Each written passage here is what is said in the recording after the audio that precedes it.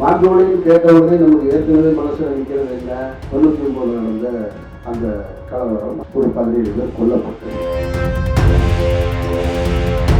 100 ஆண்டுகளாக வாழ்ந்த மக்களை அந்த வாழ்வாத பகுதியிலிருந்து வெளியேற்றி வரும்போது அதை செய்தியாக சொல்லணும்னா இங்கே ஒன்று எந்த ஊடகமும் வராது. நீங்க அது என்னுடைய மண் என்னுடைய உரிமைன்னு நீங்க நினைச்சாதான் உங்களை அதிகாரம் செய்த முதலாளிகளிடமிருந்து உங்களுக்கு சரியான திடீர்னு அவங்க கொண்டு ஒரு அப்பார்ட்மெண்ட்ல வீடு கொடுக்குறேன் அப்படின்னா அவங்களுக்கு என்ன தெரியும்? நாங்க பிறந்த இடம் இது, நாங்க வாழ்ந்த இடம் இது, இந்த இடத்த விட்டு நாங்க போக மாட்டோம் உறுதியா நிற்கிற மக்களை வெளியேற்றுறது இல்லையா, அது ஒரு மிகப்பெரிய கொடுமை. அன்றைக்கும் திராவிட முன்னேற்ற கழக அரசு தான் இருந்தது. ஒரு மாண்புகளை முழுவதுமாக மூடப்படுகிறது. இப்பவும் திராவிட முன்னேற்ற கழக அரசு தான் இருக்கு. நிறைய புத்தக வெளியீட்டு விழாக்கள் கலந்திருந்தாலும்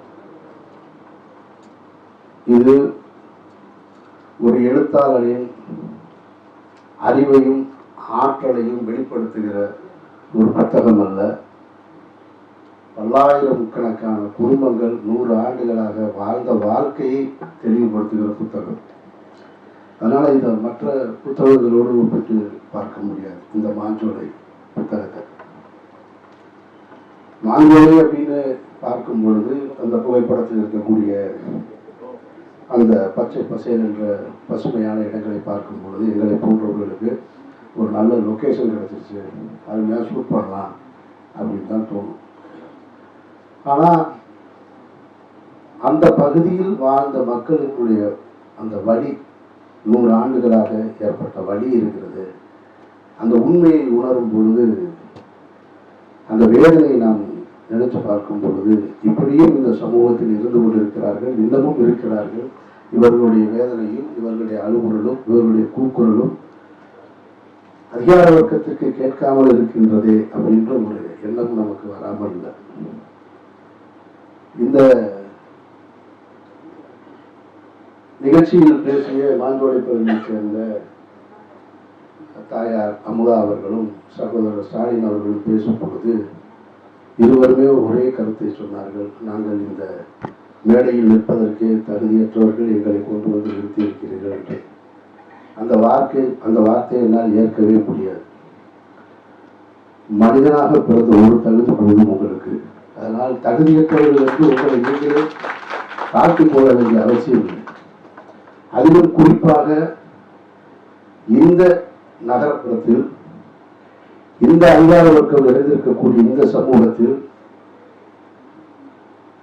ஒரு நடிகர் அரசியலுக்கு வருகிறார், அவருடைய திருமண மண்டபம் இடிக்கப்படுகிறது என்றால் நாட்டில் உள்ள ஊடகங்கள் அனைத்தும் அங்கே குழுமி இருக்கும். அவருடைய திருமண மண்டபம், அவர் வேறு ஒரு ஊர்ல இருந்து இங்கே வந்திருப்பாரு, சம்பாதிச்சிருப்பாரு, அதில் ஒரு கல்யாண மண்டபம் கட்டியிருப்பாரு, அது ரோடு போடுறதுக்காக ஒரு பகுதியை எடுத்திருப்பாரு.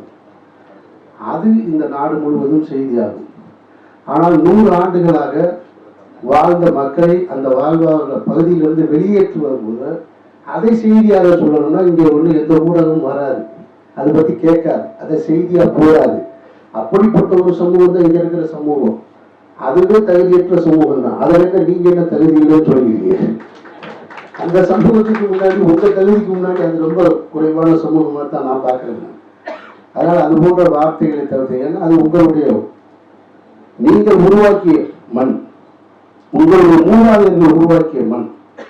நீங்க அது என்னுடைய மண் என்னுடைய உரிமைன்னு நீங்க நினைச்சாதான் உங்களை அதிகாரம் செய்த அந்த முதலாளிகளிடமிருந்து உங்களுக்கு சரியான தீர்வு வரும். உங்களை ஆளுகின்ற அரசாங்கத்திடமிருந்து சரியான உங்களுக்கான தீர்வு வரும். நீங்கள் உங்களை கூலி குறுகிய நிலையிலே வைத்திருந்தால் அவர்கள் உங்களுக்கு உரிமையை தரமாட்டார்கள், யாசகம் தான் தருவார்கள். அதனால நீங்க ரொம்ப எச்சரிக்கையா இருக்கும். அந்த அடிப்படையில் இந்த 100 ஆண்டு காலம் வெறும் 2 ரூபாய் கூலிக்காக 1920களில் அழைத்து செல்லப்பட்ட மக்கள் ஒரு 100 வருஷமா வாழ்ந்துட்டு இன்னைக்கு அங்கிருந்து வெளியேற்றப்படுகிறார்கள் அப்படின்னா இந்த வலி எவ்வளவு வேதனையா இருக்கும். இந்த அரங்கத்தில் கொஞ்ச நேரத்துக்கு முன்னாடி நம்ம உட்காந்துருந்தோம். திடீர்னு ஏசி வேலை செய்யல எல்லாருக்கும் வேர்க்க ஆரம்பிச்சுட்டு அப்படியே சுற்றி ஒருத்தராக ஏசியை போடுவதற்கு முயற்சிக்கிறாங்க. அவங்க 100 வருஷமா குளுமையான பகுதியில் தான் வாழ்ந்துருக்காங்க. அவங்களுக்கு ஏசிலாம் கிடையாது, அந்த பகுதியில் தான் வாழ்ந்துருந்தாங்க. திடீர்னு அவங்க கொண்டு போய் ஒரு அப்பார்ட்மெண்ட்டில் வீடு கொடுக்குறேன் அப்படின்னா அவங்களுக்கு என்ன தெரியும்? ஒரு 1/2 மணி நேரம் இங்கே உட்கார முடியாது. ஆனால் இவங்களை கொண்டு போய் ஒரு அப்பார்ட்மெண்ட்டில் கொடுக்குறேன்னு சொன்னா அவங்க என்ன செய்வாங்க? இந்த சென்னை மாநகரத்தில் நம்ம பார்த்துருப்போம். ஒரு கொரோனா வந்துருச்சு அப்படின்னு சொன்னா நாடே அதோட அழிய போறது மாதிரி. இதுக்கப்புறம் இவங்க யாருமே, நான் சிறு வயசுல இருக்கும் பொழுது ஸ்கைலாப்னு ஒரு ராக்கெட் வந்து ஒழுக போகுது அப்படின்னு சொன்னாங்க. அது ஒழுக போகுதுன்னு சொன்னோடனே வீட்டில் இருக்க அந்த கோழி ஆடு மாடெல்லாம் விற்று கடைசியாக சாப்பிட்டு முடிச்சிட்டாங்க. ஏன்னா ஸ்கைலாப் இருந்துருச்சுன்னா அதுக்கப்புறமா வந்து நமக்கு இனிமே எதுவுமே கிடைக்காது அப்படின்ற மனநிலை இல்லை. அது மாதிரி இந்த கொரோனா வந்த உடனே நான் அந்த அந்த அந்த டைமில் பார்த்தேன். நான் இந்த சென்னையிலேருந்து திருநெல்வேலியை நோக்கி, தூத்துக்குடி, தென் மாவட்டங்களை நோக்கி சார கூட்டமாக கிளம்பி போனாங்க. அதுக்கப்புறமா இனிமேல் திரும்பி வரவே மாட்டாங்க. அதே மாதிரி வடநாட்டிலேருந்து வந்தவங்க அந்த பக்கம் போனாங்க, ட்ரெயினை பிடிச்சி நடந்து இப்படி போனாங்க. அப்போ பிழைக்க வந்தவர்கள் எல்லோரும் ஓடிக்கொண்டு இருக்கக்கூடிய இந்த சமூகத்தில் தாங்கள் வாழ்ந்த பகுதியில் இந்த கொரோனாவாக இருக்கட்டும், எதுவாக இருக்கட்டும், இந்த நாங்கள் பிறந்த இடம் இது, நாங்கள் வாழ்ந்த இடம் இது, இந்த இடத்த விட்டு நாங்கள் போக மாட்டோம்னு உறுதியாக நிற்கிற மக்களை வெளியேற்றுறது இருக்கு இல்லையா, அது ஒரு மிகப்பெரிய கொடுமை. அந்த கொடுமையை தான் இந்த புத்தகம் சொல்கிறதா நான் பார்க்குறேன். அதில் ராபர்ட் சந்திரகுமார் ஒரு 57 பகுதிகளாக அவரால் தான் இதை சொல்ல முடியும். ஏன்னா அந்த இடத்துல பிறந்திருக்காரு, அந்த இடத்துல வளர்ந்துருக்காரு, அந்த வழியை உணர்ந்திருக்காரு.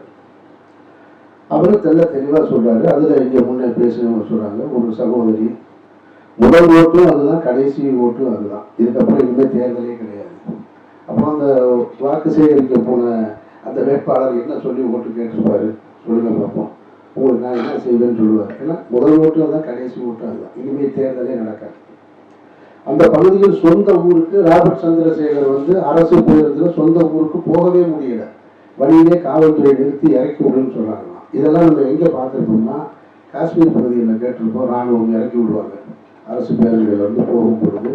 வடகிழக்கு மாநிலங்களில் வந்து மிசோரம், நாகாலாந்து இங்கெல்லாம் வந்து இராணுவம் நிப்பாட்டி இறக்கி விடுவாங்க. அது மாதிரி தமிழ்நாட்டில் ஒரு பகுதியில் இறக்கி விடக்கூடிய ஒரு சூழல் இருக்குன்னா அது எவ்வளவு ஒரு மோசமான ஒரு சூழல். அப்போ இப்படி ஒரு பகுதி இருக்கு, இப்படி ஒரு மக்கள் அங்கிருந்து வெளியேற்றப்படுகிறார்கள்னா அவங்க என்ன செய்வாங்க?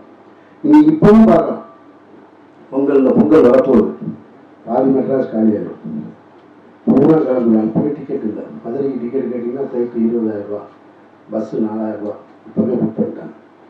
எல்லாம் சொந்த ஊருக்கு போயிடுவோம். இந்த மாஞ்சோலையிலேருந்து நீங்கள் அப்பார்ட்மெண்ட்டில் குடியேற்றுறீங்களே, அவங்க பொங்கலுக்கு எந்த ஊருக்கு போவாங்க? சொந்த ஊர் எங்கே இருக்காங்க? அவங்க எங்கே போவாங்க? அப்போ இதையெல்லாம் ஒரு அரசு யோசிக்கணும். நீங்கள் அவங்களுடைய வாழ்வாதாரத்தை, அந்த மறுவாழ்வு திட்டத்தை சரியாக கட்டமைக்கணும். அந்த மக்கள்கிட்ட பேசணும், அந்த மக்கள்கிட்ட கேட்கணும், அந்த மக்களிடம் கேட்டு உங்களுக்கு என்ன வேணும்னு சொல்லணும். நீங்கள் விரும்புகிற இடத்துல ஒரு 3 சென்ட் தரணும்னு அரசாங்கம் சொல்கிறாங்கன்றாங்க. நம்ம கூட கேட்கலாம், போயஸ் கார்டனில் 3 சென்ட் கொடுப்பாங்க. கோர்ட்டில் போய் போயஸ் கார்டனே கொடுத்துருங்கன்னு வேணா கேட்போம், கொடுப்பாங்க இல்லைன்னு தெரியல. ஆமாம், அப்போ அவங்ககிட்ட கேட்கணும். அவங்க ரொம்ப அழகா சொல்றாங்க, நாங்க என்ன சாதியாக வேறாக இருந்தாலும் ஒரே குடும்பமா வாழ்ந்திருக்கோம்னு சொல்லிட்டு, அதாவது முதல் முறையாக அரசு சொல்கின்ற வார்த்தையை அங்கே வாழ்கின்ற மக்கள் சொல்றாங்க, எங்களுக்கு ஒரு சமத்துவபுரமாக ஆக்கித்தாங்க, நாங்க ஒன்னாவே இருந்துக்கிறோம்னு சொல்லிட்டு. அப்போ அது அரசின் காதுகளுக்கு கேட்கணுமா இல்லையா? கண்டிப்பா அதை செஞ்சு கொடுக்கணும்ல. அவங்களுக்கு ஒரு 2 ஏக்கர் நிலம் அவங்க கேட்கறது எந்த தவறும் இல்லைன்னு தான் நம்ம நினைக்கிறோம். இங்கே கள்ளச்சாராயம் குடிச்சவனுக்கு 10 லட்ச ரூபா கொடுப்பாங்க. ஆனால் இது மாதிரி 100 வருஷம் வாழ்ந்து வெளியே வர்றவங்களுக்கு அப்பார்ட்மெண்ட் ஒரு வீடை கொடுத்து முடிச்சு விட்டுருவோம். அது எந்த இடம்? அங்கேருந்து அவங்க என்ன தொழில் செய்வாங்க, எங்கே போவாங்க, என்ன இருக்கு? அப்போ அவர்களுடைய கோரிக்கையை அவர்களோடு பேசணும். இங்கே பேசிட்டேன்ற அண்ணன் செல்வ பெருந்தகை கூட நான் சட்டமன்றத்தில் பேசுகிறேன்னு சொன்னேன். நிச்சயமாக பேசுவாங்க, பேசாமல் இல்லை. ஆனால் அரசு அதை கேட்குமா? கேட்குற இடத்துல இருக்கா? இது ஒரு கேள்வி. அப்போ இந்த அரசு இதை கேட்குது கேட்கல, அதையெல்லாம் தாண்டி இந்த புத்தகம் என்ன செஞ்சிருக்குன்னா, இவ்வளவு நடந்திருக்கு எங்களுக்கு. நீங்க இதை சரியாக செஞ்சாலும் சரி, செய்யலனாலும் சரி, இந்த புத்தகம் சொல்லும், மாஞ்சோலைன்னு ஒரு ஊர் இருந்துச்சு, இவ்வளவு நடந்துச்சு, இது குறித்து புத்தக வெளியீட்டு விழாவில் இவ்வளவு பேர் பேசினாங்கன்னு இந்த வரலாறு சொல்லும். அதை தான் இதுல மிகச்சிறப்பாக நான் பார்க்கறது ராபர்ட் சந்திரகுமார் செஞ்சது. அது கூட நான் அந்த புத்தகத்தை முழுசா படிக்கிறதுக்கான சூழல் இல்லை. ஏன்னா அந்த புத்தகத்தை பற்றி பேசுவதற்கு 2 பேர் தான் தகுதியானவர்கள். ஒன்று அதன் ஆசிரியர், இன்னொன்று கருப்பண்ணி. ஏன்னா ஒருத்தர் எழுதினவருக்கு தான் அதை பற்றின டீட்டெயில் தெரியும். அதை முழுசா படித்தவர் 2வது அவர் தான். என்கிட்ட சொன்னார் ராபர்ட் சந்திரசேகர், 3 புத்தகம் தானே, உங்களுக்கு மட்டும்தான் கொடுத்தேன், வேற யாருக்கும் கொடுக்கல. நீங்கள் எனக்கு கொடுத்த புத்தகத்தை வேற யாருக்காக கொடுத்துருந்தா படிச்சுட்டு நிறையா வேலை சொல்லியிருப்போம். நீங்கள் ஏன்கிட்ட கொடுத்தீங்க? அவர் சொன்ன தகவல்களை கேட்டேன். அப்போ நான் புரிஞ்சுக்கிறது என்னென்னா, இந்த புத்தகம் என்ன சொல்லுது, நான் வாழ்ந்த இடம் காணா போகுது. இங்கே துவக்க நிகழ்ச்சியாக ஒரு கலை நிகழ்ச்சியில் பாடிய ஒரு பெண் குழுவினர் கூட அவங்க தன் வழியை சொல்கிறாங்க. என் பாட்டம்பாவை கூட்ட வாழ்ந்த ஊர், நான் இங்கேருந்து போக போகிறேன், நான் இங்கே இருக்க போகிறேன்னா இல்லையாது. இந்த புத்தகம் சொல்ல நினைச்சது தான் அந்த பாட்டும் சொல்லுச்சு. அப்படிதான் நான் புரிஞ்சுக்கிறேன் நான். அப்போது இதிலிருந்து நம்ம விளைவிக்க வேண்டியது என்ன இருக்குது அப்படின்னா, உண்மையிலேயே இந்த மக்களுக்கு இந்த அரசு சரியானதை செய்யலாம். மாஞ்சோலைன்னு கேட்டவுடனே நமக்கு ஏற்கனவே மனசில் நிற்கிறது என்ன, 99 நடந்த அந்த கலவரம், அந்த போராட்டம், இந்த போராட்டத்தின் விளைவாக ஒரு 17 பேர் கொல்லப்பட்டது. அன்றைக்கும் திராவிட முன்னேற்ற கழக அரசு தான் இருந்தது. இப்பொழுது மாஞ்சோலை முழுவதுமாக மூடப்படுகிறது. இப்போவும் திராவிட முன்னேற்ற கழக அரசு தான் இருக்கு. அப்போ நம்ம கேட்க வேண்டியது, இங்கிருந்து சமூக நீதி பேசக்கூடிய திராவிட மாடல் என்று சொல்லக்கூடிய அந்த அரசை இன்றைக்கு கனிவாக மக்களை அணுகுகிற அந்த முதல்வரிடம் நம்ம கேட்கறது, வரலாற்றில் ஏற்கனவே மாஞ்சோலை ஊர் பற்றிய உங்களுக்கு ஒரு கருப்பு சம்பவம் நிகழ்ந்துவிட்டது. அதை சரி செய்வதற்கான வாய்ப்பு உங்களுக்கு 2வது முறையாக கிடைத்திருக்கு. அப்போ நம்ம இந்த இடத்துல இருந்து கோரிக்கையாக வச்சு, நீங்கள் 2வது முறை கிடைத்த வாய்ப்பையும் தவற விட்டுறாதீங்க. அதை நான் மாண்புமிகு தமிழக முதல்வருக்கும் தமிழக அரசுக்கும் கோரிக்கையாக வைக்கிறேன். அதை சட்டமன்றத்தில் அண்ணன் செல்வசங்கரை சொல்லுவாங்க. அண்ணன் கருப்பள்ளியப்பன் சகோதரரும் அவரும் இன்னும் இதை குறித்து அதிக பேசுவார் நான் நம்புகிறேன். செய்திகளை உடனுக்குடன் தெரிந்து கொள்ள உடனே சப்ஸ்கிரைப் பண்ணுங்க.